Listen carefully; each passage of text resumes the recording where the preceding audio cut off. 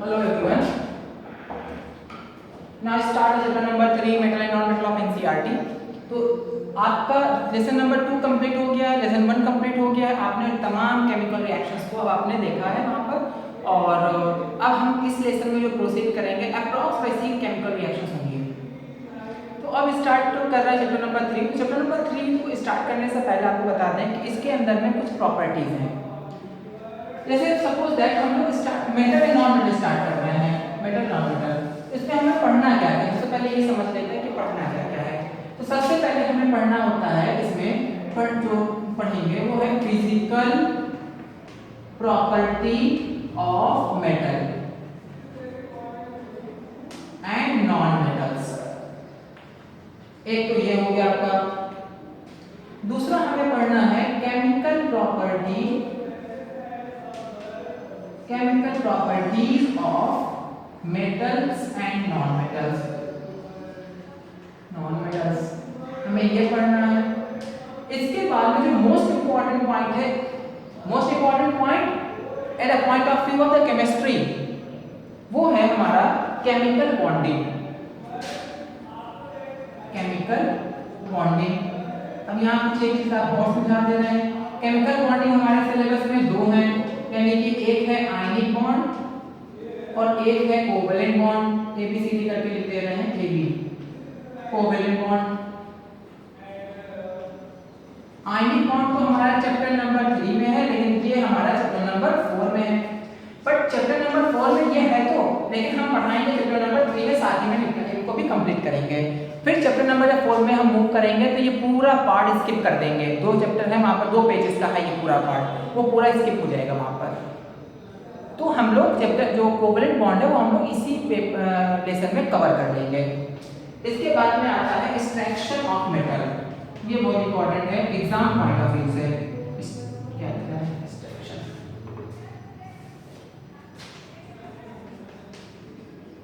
Extraction of metal, इसका दूसरा नाम है मेटलर्जी। कि हम मेटल जो हम लोग नेचुरल फॉर्म में मेटल पाया जाता है, वो मेटल को हम कैसे निकालते हैं, कैसे प्यूरिफाई करते हैं, उसका मेथड है। तो ये हमें पॉइंट्स इस चैप्टर में कंप्लीट करने हैं। तो पहला एक करके हम लोग स्टार्ट करते हैं। तो मैंने डिफरेंस लिख रखा है, this is general property also be known as physical property. किसकी फिजिकल प्रॉपर्टी मैंने लिखी है, मेटल्स की लिखी है और नॉन मेटल्स की लिखी है। तो ये जो प्रॉपर्टीज लिखी है ये आप लोग बहुत पहले से पढ़ते चले आ रहे हो, कुछ नया नहीं है इसमें। आप लोगों ने नया बस नीचे वाला पॉइंट्स आया है। आप लोगों ने ये जो है क्लास 7, 8, 9, 10 जहां जहां पर आपको मेटल नॉन मेटल्स लिखे होंगे वहां पर आपने ये बार बार पढ़ा है। क्या क्या पढ़ा है आपने, देखिए पहला लिखा है metals have the metallic crystal property means have high shining surface. जितने भी मेटल्स होते हैं वो सभी शाइनिंग सरफेस के होते हैं, तो इनमें शाइनिंग सरफेस होता है। तो नॉन मेटल होते हैं उनमें शाइनिंग सरफेस नहीं होता है। दूसरी प्रॉपर्टी क्या है, जनरली ये बहुत ज्यादा हार्ड होते हैं और इनमें डेंसिटी बहुत ज्यादा हाई होती है, यानी कि भारी होते हैं। जबकि आपका जो ये होते हैं वो आपका सॉलिड और गैसियस फॉर्म में पाए जाते हैं। अच्छा हाँ, इसके एक्सेप्शन केस भी है, आयोडीन इसका एक्सेप्शन केस है, वो हम लोग अलग से बता देंगे। तो metals are malleable and ductile. Malleable मतलब होता है कि हम उसे मैलिएबल का मतलब होता है उसे पीटने पर बहुत थिन फिल्म बना लें। डक्टाइल मतलब है उसे बहुत ज्यादा खींच दें, खींचने पर वो टूटे ना। तो अगर हम मेटल्स में देखेंगे तो ये दोनों प्रॉपर्टी होती है, यानी कि अगर आप उसके हैमर से पीटोगे तो वो फैलेगा, ना कि वो टूटेगा। मेटल कभी नहीं टूटते हैं। तो यहाँ पर क्या होगा, ये मैलिएबल नेचर का हुआ। और डक्टाइल मतलब है कि मेटल को अगर हमने गर्म कर दिया, यानी कि उसको मेल्ट कर दिया, उसको खींचना चालू किया तो खींचेगा, ना कि टूटेगा। वो खींचना चालू होगा, लंबे तार की तरह से खींचेगा, तो डक्टाइल से कहते हैं, उसे डक्टाइल नेचर। तो मेटल में दोनों तरह की प्रॉपर्टी होती है। जबकि नॉन मेटल्स के अंदर में क्या होता है कि अगर आप नॉन मेटल्स को अगर हैमर से आप तोड़ोगे तो वो बिखर जाएगा। इट इज जस्ट लाइक कि चॉक को अगर हमने किसी को पीटा तो ये टूट जाएगा, पाउडर फॉर्म में अलग अलग स्कैटर्ड हो जाएगा। इस नोन एज ब्रिटल। तो ये ब्रिटल नेचर का होता है। ये बहुत अच्छा गुड कंडक्टर, बहुत पुराना है। गुड कंडक्टर ऑफ इलेक्ट्रिसिटी और हीट के होते हैं, ये भैया बैड कंडक्टर ऑफ इलेक्ट्रिसिटी और हीट के होते हैं। अब लास्ट वाला पॉइंट है मेटल्स गिव बेसिक ऑक्साइड। जितने भी मेटल होते हैं जब आप उसको ऑक्सीजन के साथ में या पानी, एक्टिव मेटल को पानी के साथ में भी ऑक्सीजन के साथ में जब आप रिएक्शन करते हो तो वो हमें बेसिक ऑक्साइड की बेस देते हैं, ऑक्साइड देते हैं। जबकि नॉन मेटल्स अगर ऑक्सीजन के साथ में आप कंबाइन करने की कोशिश करोगे तो नॉन मेटल हमारे एसिडिक ऑक्साइड देंगे। तो मेटल्स में एक एक्सेप्शन केस है। क्या एक्सेप्शन केस है? जैसे एल्युमिनियम ऑक्साइड और जिंक ऑक्साइड, ये एम्फोटेरिक ऑक्साइड है। What is the amphoteric oxide? Amphoteric oxide मतलब होता है कि इनके अंदर में दोनों प्रॉपर्टी होगी, एसिड की भी होगी और बेस की भी होगी, तो इसे कहते हैं एम्फोटेरिक ऑक्साइड। तो मेटल्स देखो, यहाँ पे देखो मेटल्स लिखा है ना, एल्युमिनियम देखो मेटल है और जिंक मेटल है, जबकि देना क्या चाहिए? अगर ये ऑक्सीजन के साथ कंबाइन हो गए तो बेस बनाना चाहिए, बट ये बेस नहीं बनाकर एम्फोटेरिक बनाएगा, एसिड प्रॉपर्टी भी शो करेगा और बेस प्रॉपर्टी भी शो करेगा। तो ये दोनों प्रॉपर्टी होती है, इसलिए इसे कहते हैं एम्फोटेरिक ऑक्साइड है। ये क्या क्या है? कुछ और भी एक्सेप्शन आपको समझ में आ रहा होगा। देखो जनरली मेटल इज हार्ड, ये क्या होते हैं? बट मरकरी, गैलियम, इसका एक्सेप्शन केस मैं यहां लिख दे रहा हूं, याद रखिएगा ये सारी चीजें। Mercury is liquid at RT, RT मतलब room temperature. Cadmium, gallium, gallium लिख दे रहे हैं, gallium have very low melting point, has यहां पर लिख दो है, has very low melting point. पानी जैसे आप हाथ पे रखोगे, अपने पाम पे रखोगे, पिघल जाएगा ये तुरंत, तो ये उसकी प्रॉपर्टीज हैं जो उसी के अगेंस्ट जाती हैं। सोडियम, पोटेशियम नाइफ से काट सकते हो, इतना मुलायम होता है वो। तो ये सारी चीजें प्रॉपर्टीज जो हैं हमारी इसके एक्सेप्शन केस में आती हैं। तो अब आपसे CBSE जो पूछता है वो आपसे ये नहीं पूछेगा what is the property of, सीधा सीधा पूछ लिया कि मेटल नॉन मेटल की प्रॉपर्टी लिख दो, नहीं, वो पूछेगा उसके exception case. Exception case NCERT में लिखे हुए हैं, आप उसको बार बार रीड करोगे। बेसिकली आपको ये ज्यादा इंपॉर्टेंट है, इनको ज्यादा ध्यान देना है, इनको ज्यादा ध्यान देना है, इनको ज्यादा, बाकी तो आपको मालूम ही है सारी चीजें। जो आयोडीन होता है वो लस्टेरियस नेचर का होता है, आयोडीन हमारा नॉन मेटल है और ये कैसा है? आयोडीन लस्टेरियस नेचर का होता है, लस्ट्रस नेचर का ये होता है, यानी इसमें शाइनी सरफेस होती है। तो ये सारे आपको देखने पड़ेंगे कि हाँ गुड, ये जो होता है आपका सिल्वर और कॉपर, सिल्वर एंड कॉपर ये गुड कंडक्टर ऑफ इलेक्ट्रिसिटी होते हैं, गुड कंडक्टर ऑफ इलेक्ट्रिसिटी होते हैं। जबकि आपका Pb लेड, लेड और कौन है? Pb है, एक और कोई मेटल है, NCERT में लिखा है, देख लीजिएगा। Pb ये हमारे बैड, ये भी मेटल्स हैं, सब मेटल्स हैं, लेकिन ये मेटल सबसे बेस्ट है और ये मेटल जो लेड है ये बहुत पुअर कंडक्टर ऑफ इलेक्ट्रिसिटी होता है। उसके बाद में आपका जो इसमें आपने लिखा है ना यहाँ पर मैल्येबल नेचर का, तो गोल्ड सबसे ज्यादा मैल्येबल नेचर का होता है, यानी कि गोल्ड को अगर आप पीटते हो तो वो बहुत ही पतली फिल्म में आप कन्वर्ट कर सकते हो, वो फैलता चला जाएगा। तो ये सारे NCERT में लिखे हुए ये चीजें आपको ध्यान देनी है। NCERT आपसे यहाँ से क्वेश्चन पूछता है, ना कि ये सीधा सीधा पूछेगा। क्लियर हो गई? अब हम लोग ने फिजिकल प्रॉपर्टी देख ली, अब क्या पढ़ना है हमको? केमिकल प्रॉपर्टी पढ़नी है। स्टार्ट करते हैं हम लोग chemical properties.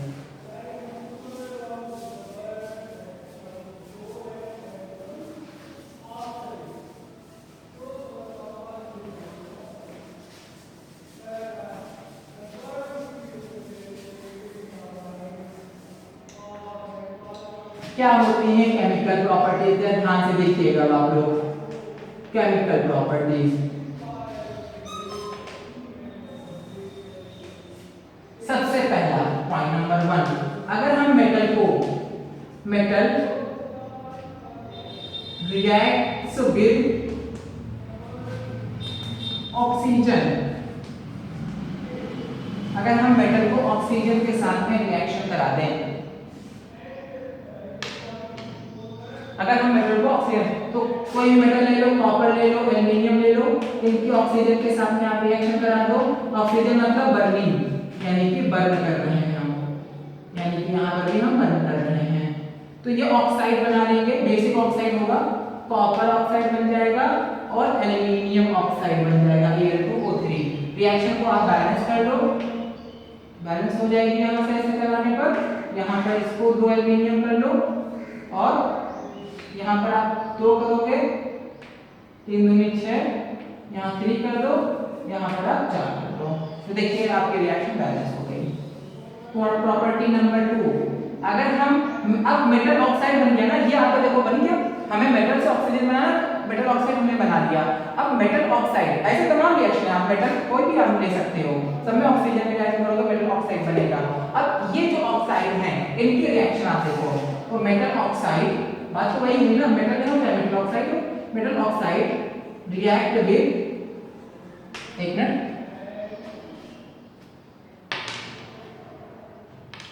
Metal oxide react with acid. तो मेटल ऑक्साइड आपके लिए है कॉपर ऑक्साइड, एल्युमिनियम ऑक्साइड, ले लीजिए आप कॉपर ऑक्साइड, इसमें आप एसिड डाल दो HCl, आप एल्युमिनियम ऑक्साइड ले लो, आप उसमें डाल दो HCl, ये देखो एसिड है। अब इनकी रिएक्शन आप करोगे तो ये बना देगा CuCl2, ये बना देगा AlCl3। इसके अलावा क्या बचा, ये वाटर ऑक्सीजन, ये हाइड्रोजन ऑक्सीजन, पानी बना लेंगे H2O। अब आप रिएक्शन को करोगे इसमें बैलेंस। आपको देखो डिसोसिएशन मैंने आपको सिखा रखा है, तो डिसोसिएट करके देखोगे तब भी आपका वही आएगा, कुछ भी नया नहीं आना है यहाँ पर। तो यहाँ पर हो जाएगा 2, तो ये हो जाएगा आपका, ये हो जाएगा एल्युमिनियम 2, तो ऑक्सीजन आपके ये हो जाएंगे 3 2 6, तो यहाँ पर हो जाएगा 6। अगर यहाँ पर 6 हुआ तो यहाँ पर आपको 3 करना पड़ेगा। रिएक्शन बैलेंस हो गई, ऊपर वाली रिएक्शन बैलेंस करिए। अब आप अपने मन से करिए रिएक्शन बैलेंस, आपको प्रैक्टिस होगी। तीसरा पॉइंट क्या है हमारा, तीसरा है हमारा, अगर हम मेटल ऑक्साइड की रिएक्शन बेस के साथ में करा दें, कोई भी मेटल ऑक्साइड उठा लें हम, मेटल ऑक्साइड रिएक्ट्स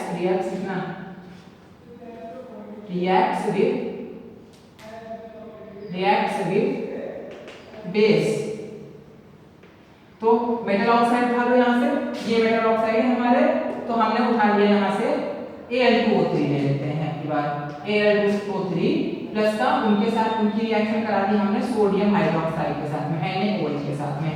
तो हमने आपको बताया था जब मेटल ऑक्साइड, आप लेसन नंबर 2 याद करो, वहां पर एक रिएक्शन थी, वहां पर था मेटल की रिएक्शन हम बेस के साथ कराते थे तो मेटल ऑक्साइड बनता, डबल मेटालिक साल्ट बनता था। तो वही चीज यहाँ पर भी होनी है, चाहे आप मेटल लो चाहे मेटल ऑक्साइड लो, बात दोनों की एक ही है। तो आप मेटल ऑक्साइड की रिएक्शन बेस, भाई वहां पर हम लोग क्या कर रहे थे, देखो यही तो करा था, मेटल प्लस बेस, ये हमने किया था, तो इससे हमारा बना था डबल मेटालिक साल्ट। मैंने ये भी कहा था कि ये एक इकलौती टाइप की रिएक्शन है इस चैप्टर में, बार बार रिपीट नहीं होगी।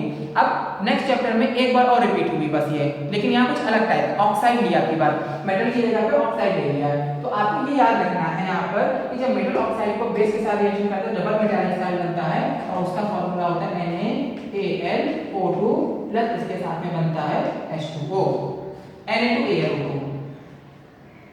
क्लियर? अगर आप KOH लेते हो तो आप रिएक्शन खुद करा लेना, KOH की रिएक्शन आप खुद कराइए। अब क्लियर? रिएक्शन को बैलेंस करना है, रिएक्शन बैलेंस करो, ये सारी रिएक्शन बैलेंस, मैं रिएक्शन एक भी अब बैलेंस नहीं करूंगा, मैंने कर दिया सारी। अब सारी रिएक्शन आपको बैलेंस खुद करनी है।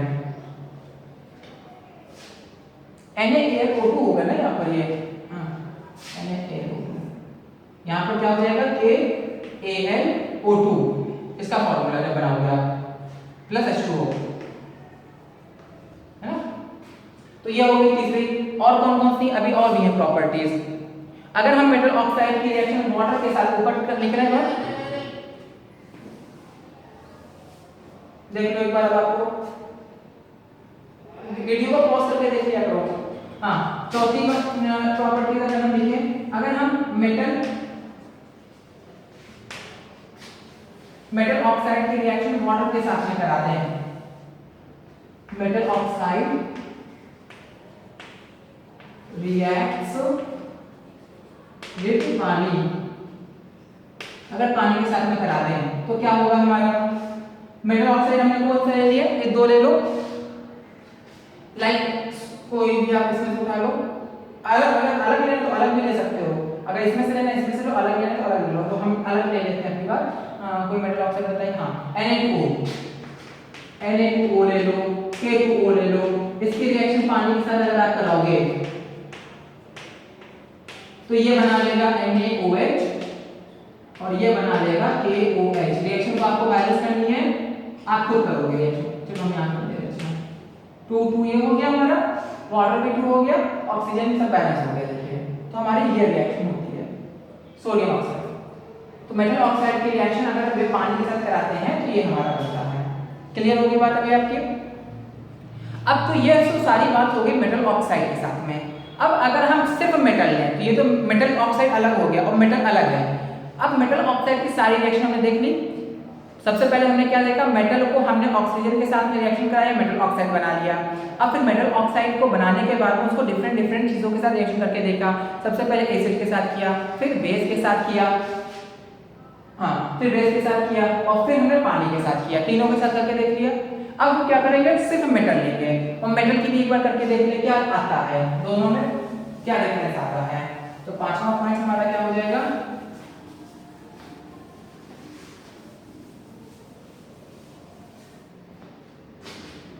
मेटल।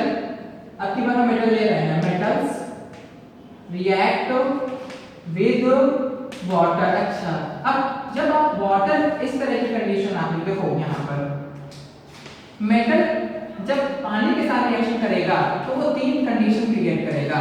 पहली कंडीशन मेटल कोल्ड पानी के साथ में रिएक्शन कराओ, हॉट वाटर के साथ कराओ, स्टीम के साथ कराओ। तीन तरह का वाटर होता है, अलग अलग रिएक्शन देता है ये। आपको याद रखना है ये सारे रिएक्शन। मेटल को कोल्ड वाटर के साथ कौन से मेटल रिएक्ट करेंगे, हॉट के साथ कौन करेंगे, स्टीम के साथ कौन करेंगे, ये तीनों चीजें आपको याद करनी है।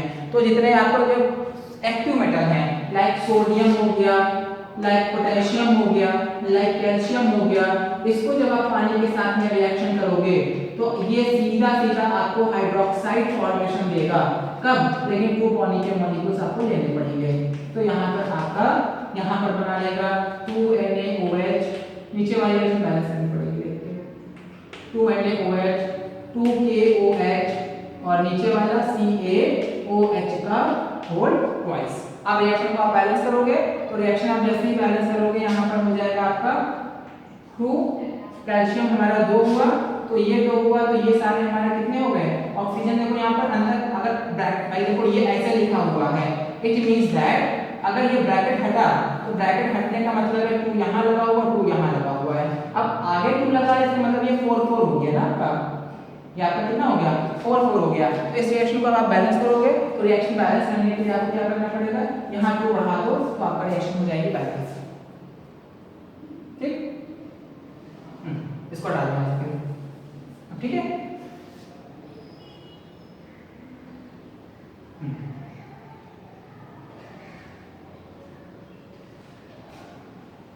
इसके अलावा क्या रिलीज होता है, इसके अलावा रिलीज होता है hydrogen gas H2 release. Clear? तो ये सारा वाटर कैसा था हमारे, ये सारे जो पानी थे, ये सारे वाटर, ये सारे हमारे कोल्ड वाटर थे। इसके अलावा देखिए अगर आपको हॉट वाटर के साथ रिएक्शन करना है तो उसके लिए मेटल आता है मैग्नीशियम। मैग्नीशियम को अगर आप पानी के साथ में रिएक्शन करते हो, ये पानी आपको चाहिए हॉट वाटर में, हॉट वाटर के फॉर्म में, तो ये हमारा बनाएगा मैग्नीशियम हाइड्रोक्साइड। इसके अलावा क्या रिलीज करेगा, हाइड्रोजन गैस रिलीज करेगा। अब तीसरा पॉइंट क्या आ गया, अब आपका तीसरा पॉइंट हो गया स्टीम। स्टीम में आपका आयरन ले लो, एल्युमिनियम ले लो और मैग्नीशियम ले लो। रिएक्शन आपकी डिफरेंट होगी। मैग्नीशियम आप जब रिएक्शन करोगे इसमें ऑक्साइड बनेगा, तो कौन कौन से, मैग्नीशियम, एल्युमिनियम, जिंक, आयरन ले लेते हैं हम लोग। मैग्नीशियम, एल्युमिनियम, जिंक, आयरन, ये सारे मेटल हैं, सारे इंपॉर्टेंट मेटल हैं।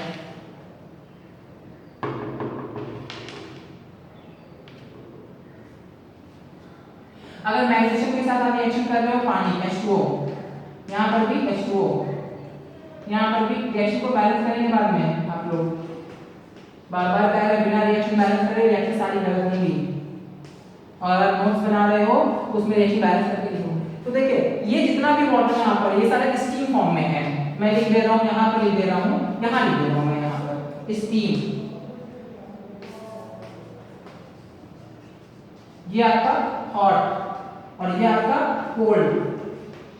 क्लियर? स्टीम। तो यहाँ पर सारा वाटर आपका कैसा है, स्टीम फॉर्म में है, ये सारा स्टीम फॉर्म में है। और जब स्टीम रिएक्शन करता है तो ऑक्साइड बनाता है, ना कि हाइड्रोक्साइड बनाता है। MgO, Al2O3, ZnO, FeO। Clear होगी बात?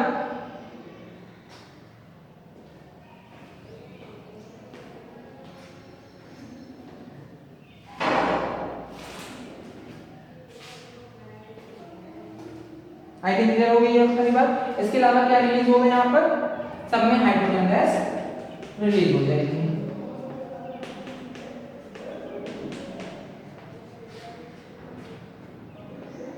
अब रिएक्शन को आप बैलेंस करोगे, रिएक्शन बैलेंस कर लोगे तो आपको रिएक्शन सारी क्लियर हो जाएगी। जैसे एल्युमिनियम वाला आप देख लेना अपने सबसे एल्युमिनियम Fe, तो आप जल्दी नोट करो इसको। आगे बढ़े, एक और प्रॉपर्टी है बस केवल, तो मेटल के आपने पानी के साथ रिएक्शन करके देख लिया, सारे आपके समझ में आ गया। पानी कितना तीन तरह का वाटर होता है, एक कोल्ड वाटर होता है, हॉट वाटर और स्टीम वाटर। कोल्ड वाटर में कौन कौन रिएक्शन देगा, सोडियम देगा, के देगा, पोटेशियम देगा और कैल्शियम देगा। इसमें कौन देगा, मैग्नीशियम देगा। इसमें कौन देगा, एल्युमिनियम देगा, जिंक देगा, एल्युमिनियम, जिंक, आयरन देगा और मैग्नीशियम देगा, Mgb देगा। ठीक है, क्लियर? तो इसमें अगर आप बनाओगे तो इसमें क्या बनता है, इसमें बनता है हाइड्रोक्साइड, हाइड्रोक्साइड बन रहा है। देखिए इसमें आप क्या बन रहा है, इसमें बन रहा है हाइड्रोक्साइड, इसमें भी बन रहा है देखो। और इसमें क्या बन रहा है, इसमें अगर आप रिएक्शन करा रहे हो तो इसमें ऑक्साइड बन रहा है स्टीम में। क्लियर? तीनों चीजें होंगी। अब हम लोग चलते हैं, पानी के साथ कर लिया, एसिड के साथ कर लेते हैं हम लोग एक बार और। तो ये वाली रिएक्शन ऑलरेडी आपने रिएक्शन चैप्टर नंबर 1 में पढ़ी है, चैप्टर नंबर 2 में पढ़ी है और चैप्टर नंबर 3 में फिर से आप पढ़ रहे हो। तो ये तो रिपीट है पूरी रिएक्शन है आपकी।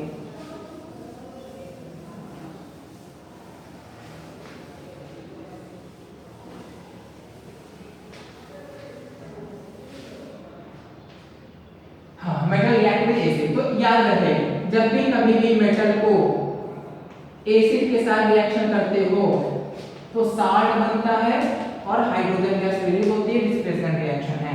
तो मेटल कोई भी आप उठा लो मेटल, लाइक हमने ले लिया, एल्युमिनियम ले लिया, जिंक ले लिया, कॉपर ले लिया, सोडियम ले लिया एंड सो ऑन। इसकी रिएक्शन HCl के साथ करा दी, इसकी रिएक्शन एसिड कोई भी उठा लो H2SO4 के साथ करा दी, इसकी रिएक्शन आप HCl के साथ फिर से हम करा दे रहे हैं, इसकी रिएक्शन हम HCl के साथ करा दे रहे हैं। अब देखो यहाँ बन जाएगा AlCl3, यहाँ बन जाएगा ZnSO4, यहाँ बन जाएगा CuCl2, यहाँ बन जाएगा NaCl। इसके अलावा रिलीज होगी हाइड्रोजन गैस रिलीज हो जाएगी। रिएक्शन को बैलेंस करने के बाद तो याद रहे, क्या चीज याद है इसमें, आपको पॉइंट्स याद रखने हैं, नोट कर लीजिए। जब कभी भी इस टाइप की रिएक्शन करनी है तो HNO3 नाइट्रिक एसिड नहीं लेना है। कभी भी मेटल के साथ में नाइट्रिक एसिड अगर आप ऐड करते हो तो वो ये H2 की जगह पे H2O रिलीज करता है, यानी कि वो डिस्प्लेसमेंट रिएक्शन नहीं देता है, वो डिफरेंट टाइप की रिएक्शन देगा। क्लियर हो गई? बट मैग्नीशियम एंड मैग्नीज, अगर आप इन दोनों, ये दोनों मेटल हैं, अगर इनकी मेटल की रिएक्शन अगर आप नाइट्रिक एसिड के साथ कराते हो तो आपको ये आपको देंगे सेम जैसे रिएक्शन दे रहे हैं, डिस्प्लेसमेंट रिएक्शन देगा। ये आपका डिस्प्लेसमेंट रिएक्शन प्रोसीड होगी। क्लियर होगी बात? तो यानी कि अगर हम यहाँ पर लिखें मैग्नीशियम प्लस नाइट्रिक एसिड तो ये रिएक्शन अब हमको देंगे और ये बनाएगा मैग्नीशियम नाइट्रेट MgNO3, NO3 का मल्टीप्लाई होगा ना, और इसके अलावा रिलीज होगी। बट एनसीईआरटी रीड करोगे तो एनसीईआरटी में लिखा है एक रिएक्शन को, तो आप लोग उसको लेके चलोगे साथ में। तो एनसीईआरटी के एक रिएक्शन है, उन्होंने मैग्नीशियम की रिएक्शन HCl के साथ में कराई है, मैग्नीशियम में HCl की रिएक्शन कराई है, तो इसमें इन्होंने बनाया था MgCl2 है, इसको आप लेके चलोगे साथ में। क्लियर? तो आपको ये सारे प्रॉपर्टी जितने भी आपके थे यहाँ पर ये कंप्लीट हो गए, जितने भी केमिकल प्रॉपर्टीज थी। और अब हम लोग नेक्स्ट वीडियो में इसकी केमिकल बॉन्डिंग की तरफ करेंगे, केमिकल बॉन्डिंग स्टार्ट करेंगे। Thank you very much.